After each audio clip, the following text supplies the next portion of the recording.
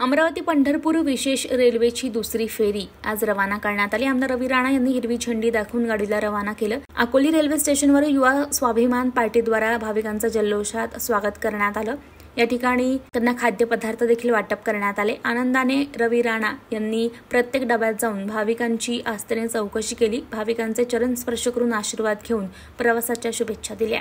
पर्वावर संपूर्ण वारकरी शहरामधून गावामधून प्रत्येक वारकरी आमच्या माऊली सगळ्या ट्रेननी पंढरपूरला जात आहे। सगळ्या माऊल्यांना माझी एवढीच प्रार्थना आहे की या ठिकाणी सगळ्यांच्या आकांक्षा इच्छा मनोकामना ईश्वर पूर्ण करो।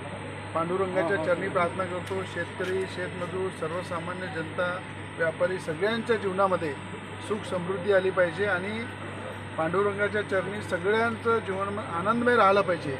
हेच देवाच्या चरणी मी आपल्या सगळ्यांच्या प्रार्थना करतो। आज अकोली रेल्वे स्टेशन दरवर्षीप्रमाणे या ठिकाणी हजारो वारकरी ट्रेनमध्ये पंढरपूरला जातात, मोठ्या आनंदामध्ये जातात।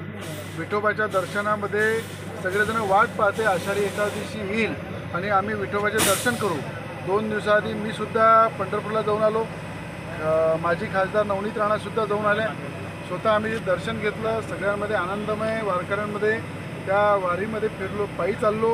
मला असं वाटते की पंढरपूरची वारी हे आयुष्यातलं एक मोठं तीर्थक्षेत्र आहे। सगळ्यांच्या जीवनामध्ये याचा लाभ मिळाला पाहिजे, सगळ्यांचं जीवन एकदम आनंदमय राहिलं पाहिजे हे विठोबाच्या चरणी प्रार्थना करतो। आज या ठिकाणी अकोली स्टेशनवर ट्रेन जात आहे, या सगळ्या वारकऱ्यांना मनापासून शुभेच्छा देतो।